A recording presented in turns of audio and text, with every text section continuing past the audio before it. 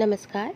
मैं doctor Aruna Saket Tripathi, assistant professor political science, Holi cross women's college Ambikapur से।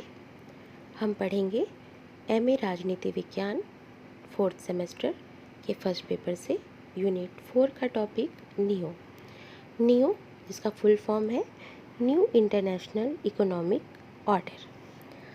सबसे पहले हम जानेंगे नियो का अर्थ क्या है, फिर हम देखेंगे नियो का उद्देश्य, फिर नियो के सिद्धांत, उसके बाद हम देखेंगे नियो के निर्धारक तत्व क्या है।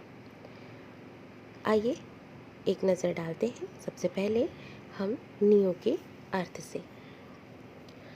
वास्तव में नियो का अर्थ है नई अंतर्राष्ट्रीय अर्थव्यवस्था को सामने लाना, जिससे कि गरीब राष्ट्र और पिछड़े हुए जो राष्ट्र हैं उनमें और विकसित राष्ट्रों में असमानताएं दूर हो सकें। संयुक्त राष्ट्र महासभा ने मई 1974 में अपने विशेष अधिवेशन में नई अंतर्राष्ट्रीय आर्थिक व्यवस्था की स्थापना हेतु पारित घोषणा एवं कार्यक्रम में वर्तमान में प्रचलित आर्थिक व्यवस्था का नया ढांचा प्रस्तुत किया। नियो के कुछ उद्देश्य हैं। इन उद्देश्यों में पहला है व्यापार संबंधी उद्देश्य, दूसरा है सहयोग संबंधी उद्देश्य और तीसरा है मौद्रिक संबंधी उद्देश्य। सबसे पहले जानते हैं व्यापार संबंधी उद्देश्य के बारे में। व्यापार को उत्तरोत्तर मुक्त कर विकसित राष्ट्रों के संरक्षणवाद को समाप्त करने, जिससे कि विकासशील राष्ट्रों को अपनी वस्तुएं निर्यात करने में अधिक कठिनाई न हो। साथ ही विकसित राष्ट्रों द्वारा अपनी आवश्यकता की अधिकाधिक वस्तुओं को विकासशील राष्ट्रों से आयात किए जाने हेतु, इसके साथ विकासशील राष्ट्रों को निर्यातक्षम बनाने के लिए औद्योगिक राष्ट्रों द्वारा उनके औद्योगिकीकरण में सहयोग दिए जाने के लिए, साथ ही व्यापार संबंधी उद्देश्य में ही शामिल है व्यापार की उत्तरोत्तर बिगड़ती शर्तों, जो कि विकासशील राष्ट्रों के लिए लगातार घाटे का सौदा होते जा रहा है, इसमें सुधार लाने के लिए। दूसरा उद्देश्य है सहयोग संबंधी उद्देश्य, जिसके अंतर्गत हम पढ़ेंगे विकसित राष्ट्रों को विकासशील राष्ट्र की आर्थिक उन्नति और उनके पिछड़ेपन को दूर करने के लिए प्रौद्योगिकी और मौद्रिक सहयोग दिए जाने के लिए। विकसित राष्ट्रों द्वारा पीरसन कमेटी, जो कि 1968 में बनाई गई, इसमें प्रस्तावित राशि को विकासशील राष्ट्रों के विकास हेतु प्रदान किए जाने हेतु, साथ ही विकासशील राष्ट्रों को ऋण की भार से मुक्ति दिलाए जाने के लिए, विकसित राष्ट्रों द्वारा विकासशील राष्ट्रों में कार्यरत अपने बहुराष्ट्रीय निगमों के क्रियाकलापों पर रोक लगाने के लिए। तीसरा उद्देश्य है मौद्रिक उद्देश्य। विकसित राष्ट्र द्वारा संचालित अंतर्राष्ट्रीय वित्तीय संस्थाएं, जिनमें अर्धविकसित और विकासशील राष्ट्र भी सदस्य हैं, जिनमें विश्व बैंक, अंतर्राष्ट्रीय मुद्रा कोष जैसे निर्वाचन ढांचे में परिवर्तन किया जाना चाहिए। साथ ही इन संस्थाओं द्वारा अधिकाधिक वित्त विकासशील राष्ट्रों को सस्ती दरों पर और आसान शर्तों पर दिया जाना चाहिए। भले ही हम देखते हैं कि नई अंतर्राष्ट्रीय अर्थव्यवस्था के अंतर्गत कोशिश की जा रही है कि विकासशील और पिछड़े राष्ट्र विकसित राष्ट्रों की शोषण की प्रणाली से दूर हो सकें। देखते हैं आने वाले भविष्य में क्या नियो अपने उद्देश्य को पूरा कर पाता है। आइए हम देखते हैं अब अगला पॉइंट, नियो के सिद्धांत। नई अंतर्राष्ट्रीय अर्थव्यवस्था के कुछ प्रमुख सिद्धांत हैं। इस सिद्धांतों में पहला है विश्व मुद्रा प्रणाली का सामान्यीकरण करना, दूसरा है विकासशील और विकसित देशों के बीच विद्यमान तकनीकी भेद को कम करना, तीसरा है विकसित देशों द्वारा विकासशील राष्ट्रों के वित्तीय बोझ को कम करना, चौथा है बहुराष्ट्रीय निगमों तथा अन्य आर्थिक संस्थाओं को तर्कसंगत बनाना, पांचवा है विकासशील देशों को विकसित देशों के साथ व्यापार की वरीयता देना, नेक्स्ट है विकासशील देशों द्वारा उत्पादित औद्योगिक माल के निर्यात को प्रोत्साहित करना। सातवां है कच्चे माल की कीमत घटाने और बढ़ाने की प्रवृत्ति का विरोध करना, साथ ही कच्चे माल व तैयार माल की कीमतों के अंतर को कम करना। आठवां है कच्चे माल तथा समस्त आर्थिक क्रियाकलापों पर राष्ट्रीय संप्रभुता को स्वीकार करना। इस तरह ये कोशिश की जा रही है कि नई अंतर्राष्ट्रीय अर्थव्यवस्था के द्वारा विकसित और विकासशील राष्ट्रों के बीच में जो असमानता आ गई है, इस असमानता को कम किया जा सके। नियो के कुछ निर्धारक तत्व हैं।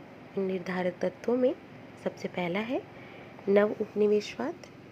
हम देखते हैं कि भले ही आज उपनिवेशवाद की स्थिति समाप्त हो चुकी है, लेकिन फिर भी आज भी हम आर्थिक दृष्टि से विकसित राष्ट्रों के गुलामी हैं, या कह सकते हैं विकसित राष्ट्रों के दबदबे में हम हैं।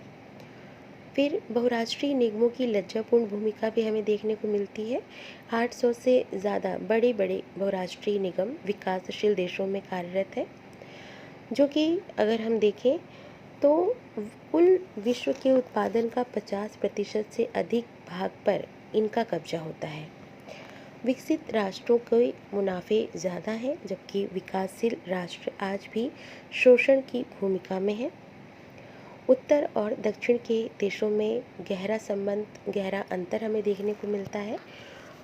उत्तर के जो राष्ट्र हैं ये 30% जनसंख्या वाले हैं, जबकि विश्व के 70% जनसंख्या वाले राष्ट्र विकासशील राष्ट्र हैं। विकसित राष्ट्रों को 3000 से 6000 पाउंड तक वार्षिक औसतन आय मिलता है, जबकि विकासशील राष्ट्रों को प्रति व्यक्ति वार्षिक आय औसतन लगभग 100 पाउंड है। तो ये अंतर बहुत ज़्यादा है। विकसित राष्ट्र जहाँ विलासितापूर्ण जीवन आराम से जी रहे हैं, वहीं विकासशील और पिछड़े राष्ट्रों में भूखमरी, गरीबी और बहुत सी समस्याएं हमें देखने को मिल रही हैं। विकसित और विकासशील देशों के बीच अंतर निरंतर बढ़ते ही चले जा रहा है। गैट जैसी अंतर्राष्ट्रीय आर्थिक संस्थाएं भी बड़े राष्ट्रों का साथ देती हैं। ऊर्जा संकट, विश्व व्यापार में कड़ी प्रतिस्पर्धा, बहुराष्ट्रीय निगमों की लज्जास्पद भूमिका, विश्व व्यापार संगठन की अपर्याप्तता, विकासशील राष्ट्रों को प्राप्त होने वाली कम आर्थिक सहायता, विकासशील देशों का तकनीकी पिछड़ापन और उत्तर दक्षिण के अंतर में वृद्धि, इन सभी कारणों से ही नई अंतर्राष्ट्रीय आर्थिक व्यवस्था की स्थापना की जा रही है। कोशिश ये की जा रही है कि IMF बैंक तथा WTO ये कोशिश करें कि बड़े राष्ट्र छोटे राष्ट्रों की सहायता करें, ताकि अंतर्निर्भरता बढ़े और विकासशील राष्ट्र भी कंधे से कंधा मिलाकर विकसित राष्ट्रों के साथ चल सकें, या कम से कम बड़े राष्ट्र और छोटे राष्ट्रों के बीच में जो असमानताएं हैं, इन असमानताओं को कम किया जा सके। नई अंतर्राष्ट्रीय अर्थव्यवस्था के कुछ मुद्दे हैं, जिन मुद्दों में वर्तमान विश्व अर्थव्यवस्था में संस्थागत परिवर्तन हमको देखने को मिलता है। ये कोशिश की जा रही है कि इन अंतर्राष्ट्रीय संस्थाओं की भूमिका न्यायपूर्ण हो और शोषणकारी भूमिका का अंत हो।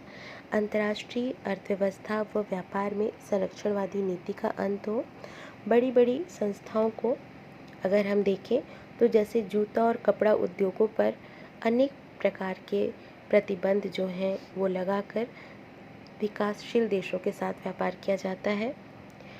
ब्रिटेन जैसे देश जो हैं ये विलासिता की वस्तुओं पर, जैसे लोहे जैसी वस्तुएं जो हैं, इनसे निर्मित सामान पर भी सीमित कोटा प्रणाली लगाने पर विचार कर रहे हैं।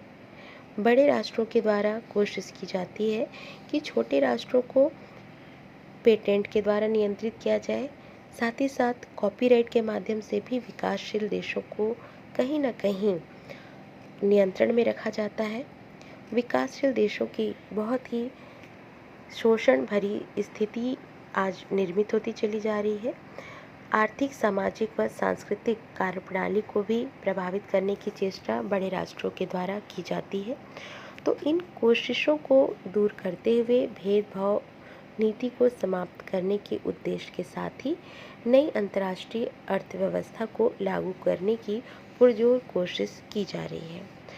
जबकि हम देखते हैं कि अगर नियों की अवधारणा लागू कर दी जाती है तो इसके परिणाम स्वरूप उत्तर और दक्षिण के देशों में जो भेद है वो भेद कहीं ना कहीं कुछ मात्रा में कम हो सकेगा।